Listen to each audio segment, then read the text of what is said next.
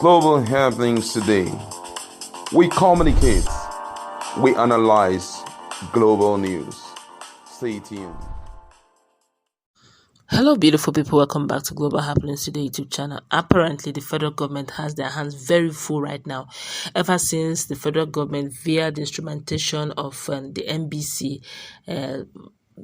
gave a final warning to Arise Television, the Chieftain of Labour Party, Kenneth Okonkwo, have decided to slam not just NBC, but it is making their own. He's making his own demand, not just for himself and for Nigerians, but he's also giving stern warnings and what he wants to be done immediately. And of course, not also resting in his Rufai Oseni also in the same pedestrian have also made his own observation on this whole matter. I can assure you, obviously, it's like a new Nigeria is already emerging ahead of time. But before we go into the news proper, like and subscribe to our channel by clicking on the red subscribe button beside it. You see a bell notification icon. Please go ahead, click on it to get notified as soon as you update our channel on YouTube. Well, according to Kenneth Okonkwo, who have decided to reply National Broadcasting Commission and made an open letter to Mr. Balarabe Shehu Ilea, the DG National Broadcasting Corporation (NBC), and he made very strong demand. Let's start with the letter very quickly. Then we'll find out what Rufai is also saying in this same matter.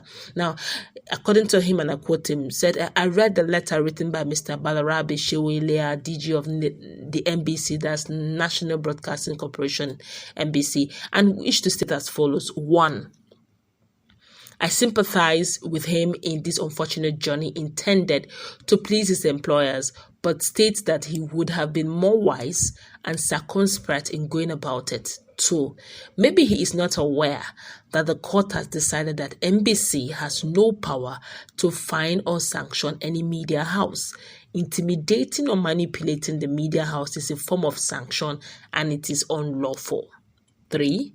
He ill-advisedly mentioned my name in his letter as making an unguarded utterance, simply because I confirmed that the Chicago State University certificate which Bola Ahmed Tinubu submitted to INEC was forged, for the simple reason that the university has expressly stated that the certificate did not come from them, which is the condition necessary to prove forgery. 4. This statement is an outright infringement on my fundamental human right as enshrined in sections 38 and 39, which provide that every person shall be entitled to freedom of thought, every person shall be entitled to freedom of expression, including freedom to hold opinions and to receive and impart ideas and information without interference. 5. These rights are superior to the NBC, National Broadcasting Corporation statute, which the DG incorrectly stated and is mentioning my name in his letter is an attempt to rudely interfere with my divinely constitutionally guaranteed right, and he should desist henceforth from further mentioning my name in any letter or communication whatsoever. I remind him that, by law, any infringement on the fundamental human rights of Nigerians attracts punishment of damages. 6. The Constitution also protects the right of the media in Section 22 to be free to uphold the responsibility and accountability of the government to the people. Again, the DG does not have the rights to deny Arise TV their right to hold the government accountable to the people. 7. It is unfortunate that when all media houses condemned Mesoma for forging her JAM certificate, and rightly too, without being convicted by a court simply because JAM disowned her certificate, and rightly too, the DG didn't write to any TV station or mention the name of any guest on TV who condemned such forgery. Now that the certificate of the president is disowned by the university that purportedly issued it, the DG has suddenly found his mouth to mention the names of the people who condemned such forgery of the certificate after the university disowned it and even wrote the media house to threaten it. 8. The only unguarded utterance here is the ill-advised letter written by the DG to Arise TV, and this must stop. I did not make my name by forging my certificates. I made my name by investing the talent of acting God has deposited in me to create a new movie industry called Nollywood, which started with the movie Living in Bondage and which pleased God to make me the first actor of the industry, which is employing millions of Nigerian youth. I have since improved to become a lawyer, an advocate for a new Nigeria, which preceded this new political dispensation. 9. If your letter is an attempt at intimidating me, not to say the truth, you have failed, because I've already decided to fight for a new Nigeria based on the truth. Realizing that truth is the only thing that brings genuine and permanent solutions to a nation's problem, it is letters like your own that have prompted foreign entities to wrongly ascribe forgery as a Nigerian thing. Please desist from such letters. 10. Sir, I humbly take exception to your using my name disrespectfully and demand an apology from you. I will restrict myself and be as civil as possible in this writing, because this is the first time you are embarking on this misadventure.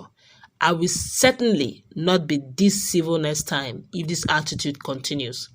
Accept my best regards and thank you for your anticipated cooperation. Sincerely, Kenneth Okonkwo, Esquire. Wahala on top bicycle. He did not even only warn him for what he did. He even demanded an apology and also insist that he should not move through that misadventure is going. Kenneth Okonkwo is actually in a different breed. But let's find out.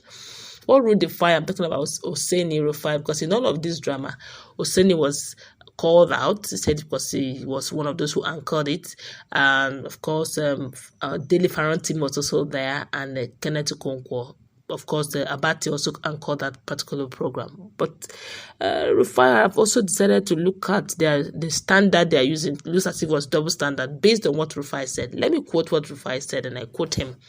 He said the same regulator didn't deem it fit to comment when an incumbent VP was called an ice cream seller on TV.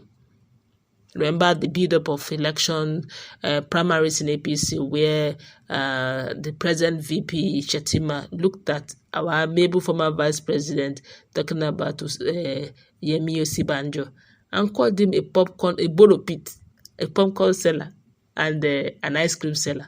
He didn't even dignify with an answer. Oseni didn't stop there. Rufai didn't stop there. He continued, he made another observation. He said, we will also not forget the day a state broadcaster aired an acceptance speech of an election not conducted and certified by INEC. The effect of that speech caused anarchy in the state and led to the breakdown of law and order, despite broadcasting the fake, unverified events till date. The regulators didn't sanction them. If they find them, let us see the memo. If another media house had done that, your guess would be as good as mine on the ricocheting effect of the action. Nigerians have been reacting to this. Some person said issuing warning to media houses is pure censorship.